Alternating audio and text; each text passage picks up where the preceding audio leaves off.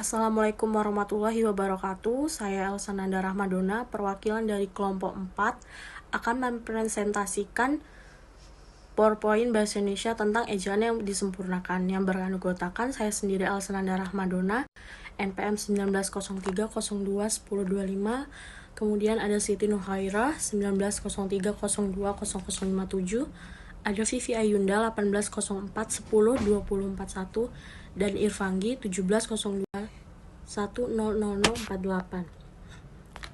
Slide pertama yaitu pengertian EYD. EYD atau ejaan yang disempurnakan adalah tata bahasa dalam bahasa Indonesia yang mengatur penggunaan bahasa Indonesia dalam tulisan, mulai dari pemakaian dan penulisan huruf kapital dan huruf miring, serta penulisan unsur serapan. EYD di sini diartikan sebagai tata bahasa yang disempurnakan dalam penulisan karya ilmiah. Perlu adanya aturan tata bahasa yang menyempurnakan sebuah karya tulis, karena dalam sebuah karya tulis memerlukan tingkat kesempurnaan yang mendetail. Singkatnya, EYD digunakan untuk membuat tulisan dengan cara yang baik dan benar. Selanjutnya yaitu penggunaan EYD yang benar pada penulisan huruf dan kata. 1. Penggunaan huruf kapital. A. Jabatan tidak diikuti nama orang. B. Huruf pertama nama bangsa. C. Geografis sebagai nama jenis.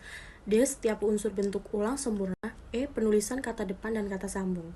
Kedua, penulisan huruf miring. A. Penulisan nama buku. B. Penulisan penegasan kata dan penulisan bahasa asing. C. Penulisan kata ilmiah.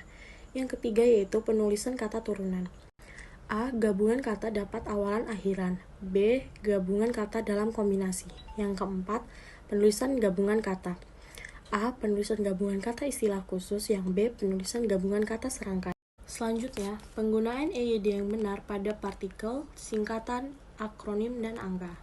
Yang pertama, penulisan partikel. Penulisan partikel lah, kah, dan tah pedoman EYD menetapkan ketentuan pertama, menyatakan partikel lah, kah, dan tah ditulis serangkai dengan kata yang mendahulunya. Contoh, bacalah, tidurlah, apakah, siapakah, apatah. A. Penulisan partikel pun. Butir 2 tentang penulisan partikel mengingatkan partikel pun dituliskan terpisah dari kata yang mendahulunya. B. Penulisan partikel per. Butir 3 tentang penulisan partikel menyebutkan partikel per yang berarti memulai, demi, dan tiap ditulis terpisah dari bagian kalimat yang mendahului atau mengikutinya. Yang kedua, penulisan singkatan. A. Penulisan singkatan umum 3 huruf. Pedoman EYD mengingatkan singkatan umum yang terdiri atas 3 huruf atau lebih diikuti 1 tanda titik. Kaidah bahasa jurnalistik dengan tegas melarang pemakaian singkatan umum seperti ini dalam setiap karya jurnalistik, seperti tajuk rencana, pojok, artikel, kolom, surat, pembaca, berita, teks foto, feature. Bahasa jurnalistik juga dengan tegas melarang penggunaan singkatan jenis ini dalam judul tajuk, artikel, surat pembaca, atau judul-judul berita. B. Penulisan singkatan mata uang. Penggunaan EYD menegaskan lambang kimia, singkatan satuan ukuran, takaran, timbangan, dan mata uang tidak diikuti tanda titik. Siti Nuhairah, NPM 1903020057 dari S1 Perbankan Syariah semester 5. Di sini saya akan menjelaskan tentang penulisan akronim. Yang pertama, akronim nama diri. Pedoman EYD menyatakan akronim nama diri yang berupa gabungan suku kata atau gabungan huruf dan suku kata dari deret kata ditulis dengan huruf awal huruf kapital. Yang kedua, akronim bukan nama diri. Menurut pedoman EYD, akronim yang bukan nama diri yang berupa gabungan huruf, suku, kata, ataupun gabungan huruf dan suku kata dan deret kata seluruhnya ditulis dengan huruf kecil. Sebagai catatan, pedoman EYD mengingatkan jika dianggap perlu membentuk akronim, maka harus diperhatikan 2 syarat. Pertama, jumlah suku akronim jangan melebihi jumlah suku yang lazim pada kata Indonesia. Kedua, akronim dibentuk yang sesuai dengan mengindahkan keserasian kombinasi vokal dan konsonan yang sesuai dengan pada kata Indonesia yang lazim. Yang selanjutnya yaitu penulisan angka. Pedoman EYD menetapkan 4 jenis penulisan angka. Yang pertama, Angka dipakai untuk menyatakan lambang bilangan atau nomor. Dalam tulisan lazim digunakan angka Arab atau angka Romawi. Yang kedua, angka digunakan untuk menyatakan ukuran panjang, berat, luas, dan isi, satuan waktu, nilai uang, dan kuantitas. Yang ketiga, angka lazim dipakai untuk melambangkan nomor jalan, rumah, apartemen, atau kamar pada alamat. Yang keempat, angka digunakan juga untuk menomori bagian karangan dan ayat kitab suci. Yang selanjutnya yaitu penggunaan tanda baca. Yang pertama, tanda titik. Tanda titik dipakai pada akhir kalimat yang bukan pertanyaan atau seruan. Seperti contoh, ayahku tinggal di Solo, titik. Yang kedua, tanda koma. Tanda koma dipakai di antara unsur-unsur dalam suatu perincian atau bilangan. Misalnya, saya membeli kertas, pena, dan tinta. Yang ketiga, tanda titik koma. Tanda titik koma dapat dipakai untuk memisahkan bagian-bagian kalimat yang sejenis dan setara. Assalamualaikum warahmatullahi wabarakatuh. Saya Vivi Ayunda, NPM 1804102041. Di sini saya akan melanjutkan presentasi mengenai tanda titik dua. Apa itu tanda titik dua? Dipakai pada akhir suatu pernyataan lengkap bila diikuti rangkaian. Misalnya yang kita perlukan sekarang ialah barang yang berikut, titik dua. Yang kelima adalah tanda hubung. Tanda hubung menyambung suku-suku kata dasar yang terpisah oleh pergantian baris. Misalnya, cara baru mengstrip ukur panas. Yang keenam, tanda pisah. Tanda pisah membatasi penyisian kata atau kalimat yang memberi penjelasan khusus di luar bangun kalimat. Misalnya, kemerdekaan bangsa itu, titik itu strip saya yakin akan tercapai, strip diperjuangkan oleh bangsa itu sendiri. Yang ketujuh ada tanda elipsis. Tanda elipsis menggambarkan kalimat yang terputus-putus. Misalnya kalau begitu ya kemarilah kita bergerak. Nah, yang ke-8 ada tanda tanya. Tanda tanya dipakai pada akhir kalimat tanya, misalnya kapan ia berangkat. 9 ada tanda seru. Tanda seru dipakai sesudah ungkapan atau pernyataan yang berupa seruan atau perintah, atau yang menggambarkan kesungguhan, ketidakpercayaan, atau rasa emosi yang kuat. Misalnya, bersihkan kamar ini sekarang. Baik, nama saya Irfangi. Saya akan melanjutkan bagian 10. Bagian 10 yang pertama, tanda kurung. Tanda kurung menggapit tambahan keterangan atau penjelasan. Misalnya, DIP, daftar isian proyek.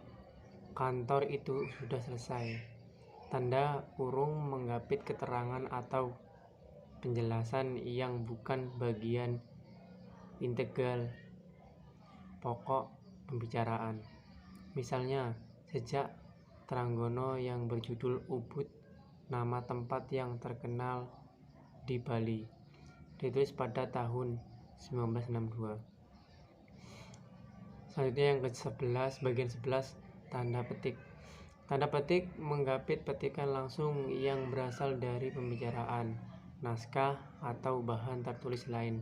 Kedua pasang tanda petik itu ditulis sama tinggi di sebelah atas baris. Misalnya, sudah siap? Tanya awal. Selanjutnya bagian 12, tanda petik tunggal. Tanda petik tunggal menggapit petikan yang tersusun di dalam petikan lain. Misalnya, tanya Basri. Kudengar bunyi kring kring kring tadi. Tanda petik tunggal menggapit terjemahan atau penjelasan kata atau ungkapan yang dilihat pemakaian tanda kurung. Misalnya, rate of inflation.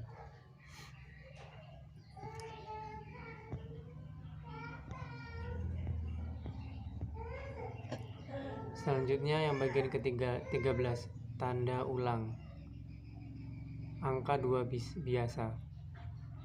Tanda ulang dapat dipakai dalam tulisan cepat dan notula untuk menyalakan pengulangan kata dasar.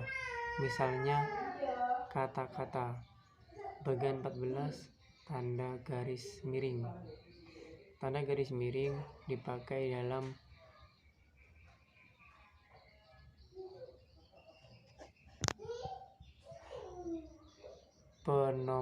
penomoran kode surat. Misalnya nomor 7 garing PK garing 1973. Tanda garis miring dipakai sebagai pengganti kata dan atau per atau nomor alamat. Misalnya mahasiswa atau mahasiswi. Bagian 15, tanda penyingkat. Tanda apostrof menunjukkan penghilangan bagian kata. Misalnya Ali kan ku surati.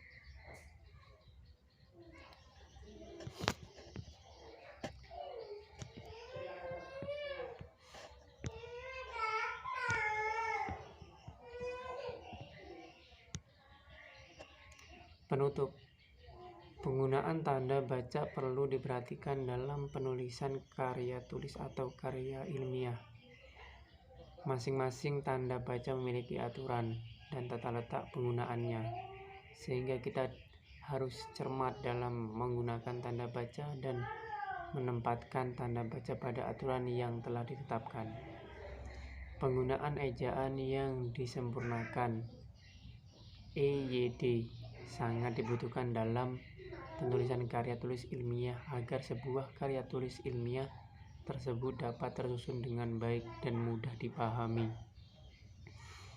Selanjutnya, dari berbagai macam kesimpulan, maka penggunaan tanda baca perlu untuk dipahami dan dipelajari lebih detail agar penggunaan tanda baca pada karya ilmiah yang kita buat menjadi benar dan mudah dipahami oleh orang-orang yang akan membaca karya tulis kita.